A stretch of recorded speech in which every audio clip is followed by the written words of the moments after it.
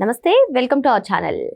ఆంధ్రప్రదేశ్ ముఖ్యమంత్రి నారా చంద్రబాబు నాయుడు గారు దావోస్లో పర్యటించనున్నారు. మరి దావోస్లో జరిగేటువంటి ఎకనామిక్ ఫోరం సదస్సుకు జనవరి 19 నుంచి జనవరి 23 వరకు పర్యటన సాగనుంది.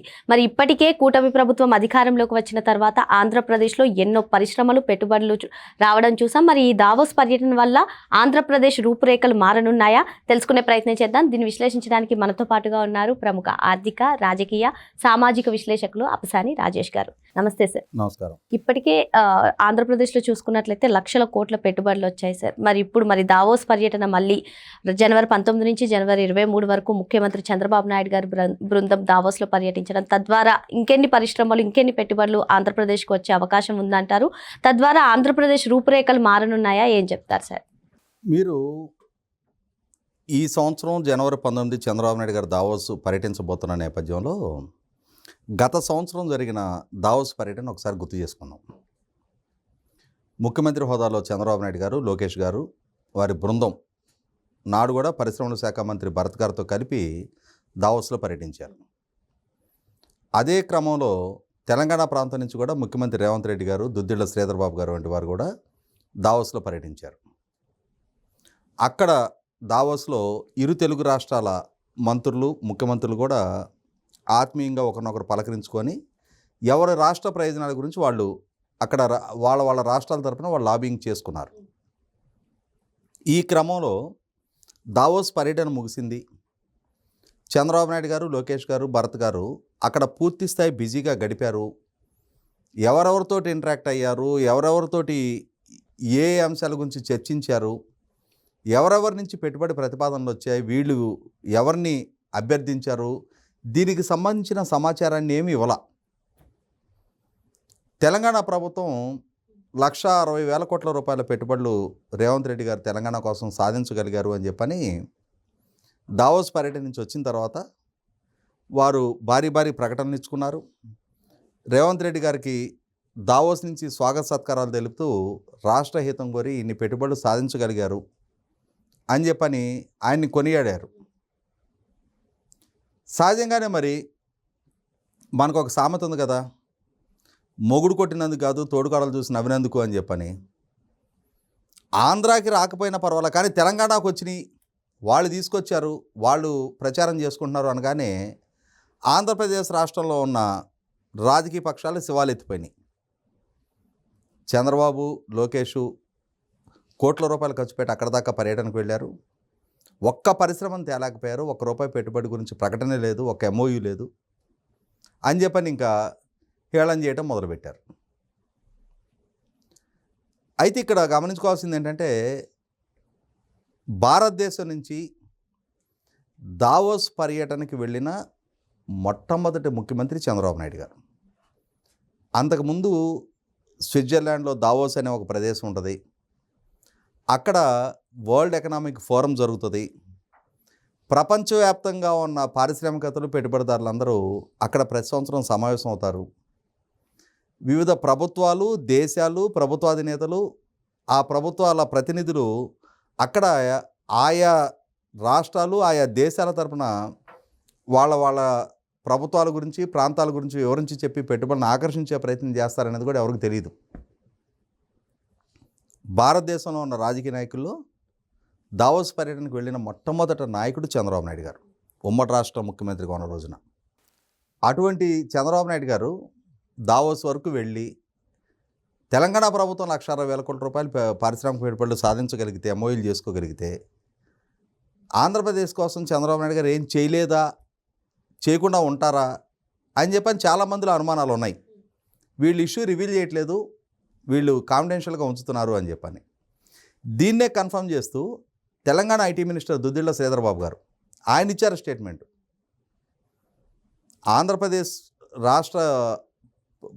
ఆంధ్రప్రదేశ్ ప్రభుత్వం తరఫున చంద్రబాబు నాయుడు గారు, లోకేష్ గారు అక్కడ చాలామందితో ఇంటరాక్ట్ అయ్యారు. ఆ ఏజ్లో మాకు అంటే చంద్రబాబు నాయుడు గారితో కంపేర్ చేసినప్పుడు వాళ్ళు కనీసం 20 సంవత్సరాలు చిన్నాళ్ళు. మేము అక్కడ చలిలో థర్మల్స్ వేసుకొని, పెద్ద జాకెట్లు వేసుకొని అక్కడ మేము సర్వైవ్ అవుతుంటే, చంద్రబాబు నాయుడు గారు 70 సంవత్సరాల వయసులో ఆయన ఎటువంటి థర్మల్ ప్రొటెక్షన్ కూడా లేకుండా ఆ చలిలో ఆయన తిరిగేస్తూ ఉన్నారు. ఆయన శక్తి, ఆయన ఎనర్జీ లెవెల్ చూస్తే మాకు ఆశ్చర్యం వేసింది. వాళ్ళు అక్కడ చాలా సంస్థలతోటి కమిట్మెంట్లు తీసుకున్నారు, కానీ వాళ్ళు ఎందుకో దాన్ని కాన్ఫిడెన్షియల్గా ఉంచుతున్నారు. నేను లోకేష్ని అడిగాను, మీరు ఎందుకు ప్రకటించడం లేదు అని చెప్పని. మా ప్రకటనలన్నీ మా రాష్ట్రంలోనే ఉంటాయన్నా, ఇక్కడ మేము ప్రకటించము అని చెప్పని అన్నారు తను. రేపటి రోజున వాళ్ళు చేసుకున్న ఒప్పందాలన్నీ కనుక రివీల్ అయితే మీరు మమ్మల్ని చిన్నచూపు చూస్తారు అని చెప్పని తెలంగాణ ప్రాంత విలేకరులు అన్నారు ఆయన. అంటే ఈ 1,60,000 కోట్లేనా వాళ్ళు ఇన్ని తెచ్చుకుంటే అని చెప్పని అభిప్రాయం మీకు కలుగుద్ది అని చెప్పని ఆయన చెప్పారు. అటువంటిది చంద్రబాబు నాయుడు గారు ఇవాళ రీసెంట్గా సిఏఏ కన్వెన్షన్ జరిగింది. సిఏఏ కన్వెన్షన్కి ముందుగానే ఎస్ఐబిపి ద్వారా సుమారుగా 8 లక్షల కోట్ల రూపాయల పెట్టుబడులకు సంబంధించి ఓవరాల్గా అప్పటికే 10 లక్షల కోట్ల వరకు ఎంఓయూలు జరుగున్నాయి. వాటిలో ఎస్ఐబిపి నుంచి 8 లక్షల కోట్ల వరకు క్లియర్ చేశారు. సుమారుగా 7 లక్షల కోట్ల పైగా క్యాబినెట్ నుంచి కూడా క్లియరెన్స్ ఇవ్వడం జరిగింది. తర్వాత మళ్ళీ మొన్న జరిగిన పెట్టుబడిదారుల సదస్సులో విశాఖపట్నంలో ఇంకొక 13,25,000 కోట్ల రూపాయల ఒప్పందాలు ఖరారైనాయి. ఎన్నికలకు ముందు తాము వాగ్దానం చేసిన 20 లక్షల ఉద్యోగ కల్పన జరగాలి అని అంటే నేను పదే చెప్తుంటా, 20 లక్షల ఉద్యోగాలు ఇవ్వాలి అని అంటే కనీసం 30 లక్షల కోట్ల పెట్టుబడులు రప్పించాలి. 30 లక్షల కోట్లు కనుక రాష్ట్రంలోకి పెట్టుబడి రూపంలో వస్తే ఎంతటి ఎకనామిక్ యాక్టివిటీ చోటు చేసుకుంటుంది. 20 లక్షల మందికి ప్రత్యక్షంగా ఉపాధి దక్కితే పరోక్షంగా ఇంకొక 40-50 లక్షల మందికి ఉపాధి కల్పన జరగడానికి ఆస్కారం ఉంటుంది. మరి ఇప్పుడున్న ఉపాధి అవకాశాలకు అదనంగా ప్రత్యక్షంగా కానీ పరోక్షంగా కానీ ఇంకొక 60-70 లక్షల మందికి ఉపాధి కల్పన కనుక జరిగితే రాష్ట్రంలో కొత్తగా మార్కెట్ పొటెన్షియాలిటీ ఎంత పెరుగుద్ది, మార్కెట్ అవకాశాలు ఎన్ని పెరుగుతాయి, తద్వారా వెల్త్ జనరేషన్ ఎంత జరుగుద్ది, గవర్నమెంట్కి ట్యాక్స్ రెవెన్యూస్ ఎంత పెరుగుతాయి. మరి ఒక ఆరోగ్యకర పరిణామ క్రమంలో జగన్మోహన్ రెడ్డి సృష్టించిన ఆర్థిక విధ్వంసం నుంచి రాష్ట్రాన్ని బయటపడేయడానికి ఇంతకన్నా షార్ట్ కట్ ఏముంటుంది. ఇవాళ నాకో మీకో వ్యక్తిగతంగా మనకు ఒక పరపతి ఉందనుకో, మనం ఫ్యామిలీతో తిరుపతి దర్శనానికి వెళ్ళాం. అక్కడ చాలా పెద్ద క్యూలు ఉన్నాయి, కానీ నాకు కొంచెం పరపతి ఉంది. నాకున్న పరపతి నా కుటుంబాన్ని ఆ క్యూలో కాకుండా ఓ విఐపి బ్రేక్ దర్శనం లాంటిది ఛానలైజ్ చేసుకోవడానికి ఉపయోగపడుద్ది. అదే ఒక ఊరు స్థాయిలో నేను నాయకుడిని అనుకో, నాకున్న పరపతి ఆ ఊరిని బాగు చేయడానికి ఉపయోగపడుద్ది. నేను ఒక నియోజకవర్గ స్థాయి ఎమ్మెల్యేను, అక్కడ ఇన్ఛార్జిని అనుకో, నాకున్న పరపతి ఆ నియోజకవర్గాన్ని అభివృద్ధి చేయడానికి, అక్కడ ప్రజల అవసరాలు తీర్చడానికి ఉపయోగపడుద్ది.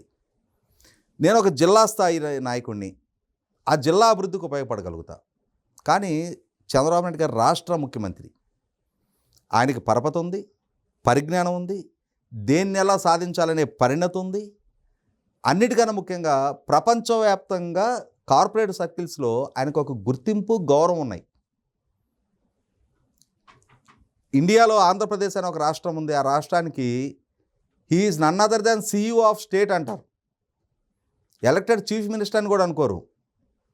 అటువంటి చంద్రబాబు నాయుడు ఆయన మరొకసారి దావోస్ పర్యటనకు వెళ్తున్న నేపథ్యంలో ఎన్నికలకు ముందు చేసిన 20 లక్షల ఉద్యోగ కల్పన, కానీ మొన్న ఆయన ఏమన్నారు, మేము అప్పుడు 20 లక్షలని చేశాం, కానీ ఇంకొక 5 సంవత్సరాల్లో 50 లక్షలు మేము టార్గెట్ పెట్టుకొని పనిచేస్తున్నాము అంటున్నారు. అంటే ఇప్పటికి గ్రాడ్యుయేట్ అయిన వాళ్ళు కానీ భవిష్యత్తులో గ్రాడ్యుయేట్ కాబోయే ఏ యువత, అది ఐటీయా, డిప్లొమానా, లేకపోతే ఇంజనీరింగా, బీకామా, బీఎస్సీయా, నీకంటూ ఏదో ఒక స్కిల్ నువ్వు అలవర్చుకోగలిగితే చదువుకొని బయటకు వచ్చే ప్రతి యువకుడు కానీ యువత కానీ ఖచ్చితంగా వాళ్ళ శక్తి సామర్థ్యాల మేరకు వాళ్ళ నైపుణ్యానికి తగిన ఉద్యోగం రాష్ట్రంలో దక్కడానికి కావాల్సిన పెట్టుబడులు రప్పించే ప్రయత్నంలో ఉన్నారు.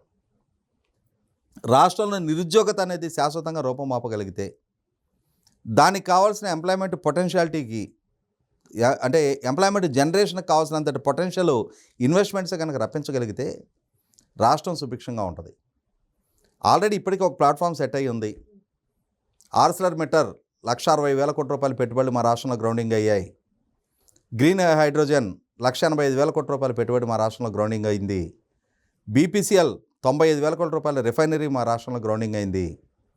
$15 billion Google largest artificial intelligence and data centre out side America మా రాష్ట్రంలో గ్రౌండింగ్ అవుతుంది, బ్రూక్ ఫీల్డ్ మాతో ఒప్పందం చేసుకుంది, రిలయన్స్ మాతో ఒప్పందం చేసుకుంది, అదానీ మా దగ్గర ఇన్వెస్ట్ చేస్తుంది, మా దగ్గర ఇంత కోస్ట్ లైన్ ఉంది, ఇన్ని పోర్ట్లు ఉన్నాయి, ఇన్ని ఎయిర్పోర్ట్లు ఉన్నాయి, హైవేలు ఉన్నాయి, రైల్ కనెక్టివిటీ ఉంది, పోర్ట్ కనెక్టివిటీ ఉంది, మాకు కావాల్సినంతటి పవర్ అవైలబిలిటీ ఉంది, కావాల్సినంతటి ల్యాండ్ అవైలబిలిటీ ఉంది, వాటర్ అవైలబిలిటీ ఉన్నాయి.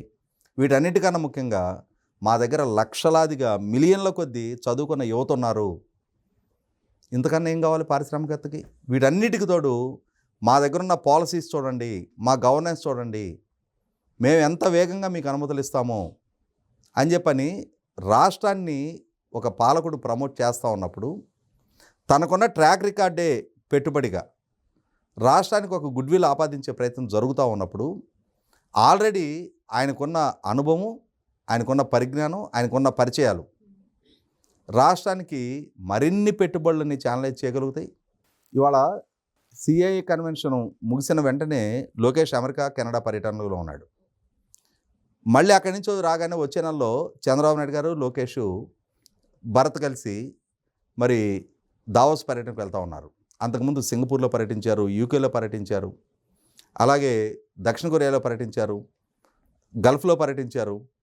ఇంకా దావోసు స్విట్జర్లాండ్లో కొండపల్లి శ్రీనివాస్ గారు వెళ్ళి ఆయన పర్యటించి వచ్చారు. కాబట్టి ఇవాళ వివిధ దేశాల్లో పర్యటిస్తున్నారు.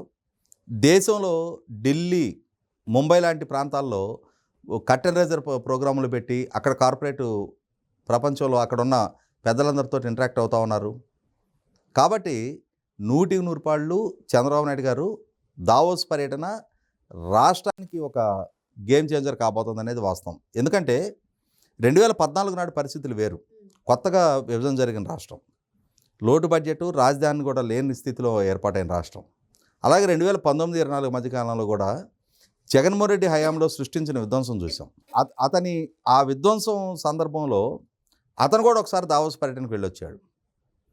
ఆ దావోస్లో అక్కడ విలేకరులు అడిగిన ప్రశ్నలకి జగన్మోహన్ రెడ్డి ఆ ప్రశ్నలకి ఏం సమాధానం చెప్పాలో కూడా తెలియని ఒక నిస్సహాయ స్థితిలో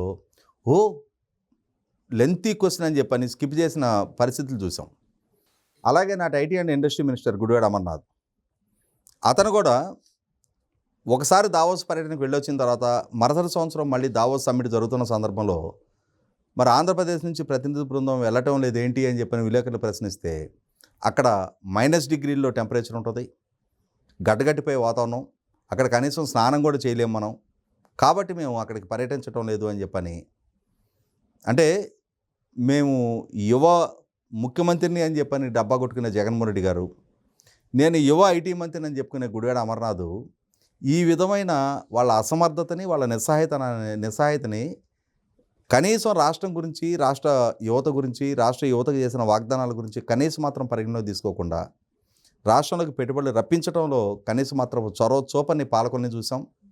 ఇవాళ నిన్నగాక మొన్న 13,25,000 కోట్ల రూపాయల ఒప్పందాలు చేసుకొని వాటిని వీలైనంత వరకు రాబోయే 3 నెలల్లో వాటిని గ్రౌండింగ్ చేయించాలి అని చెప్పని ప్రభుత్వ పరంగా అంటే ప్రతి 1000 కోట్లు దాటిన పరిశ్రమకి ఒక నోడల్ ఆఫీసర్ని వాళ్ళకి అటాచ్ చేసి వాళ్ళకి సంబంధించిన అనుమతులు, వాళ్ళకి సంబంధించిన కేటాయింపులు ప్రభుత్వ పరంగా వేగంగా ప్రభుత్వపరమైన వెసులుబాటు కల్పిస్తూ మళ్ళీ ఇంతలోకే ఒక పక్క అమెరికా, కెనడాలు, ఇంకో పక్క దావోస్ పర్యటన చేస్తున్న తీరు చూస్తే ఏ నమ్మకంతో అయితే రాష్ట్ర యువత, రాష్ట్ర ప్రజలు 170 స్థానాలు ఉన్న సభలో 164 స్థానాలతో ఎన్డీఏ కూటమికి అధికారం కట్టబెట్టారో, చంద్రబాబు నాయుడు గారు అయితేనే మళ్ళీ మన భవిష్యత్తు, మన బిడ్డల భవిష్యత్తు, రాష్ట్ర భవిష్యత్తు సుస్థిరం చేయగలుగుతారనే నమ్మకాన్ని ప్రదర్శించారో, ఆ నమ్మకాన్ని నిలబెట్టుకునే దిశగానే చంద్రబాబు నాయుడు గారు మరొకసారి మీ అంచనాలు, మీ నమ్మకాన్ని నేను దెబ్బ తీయను అని చెప్పని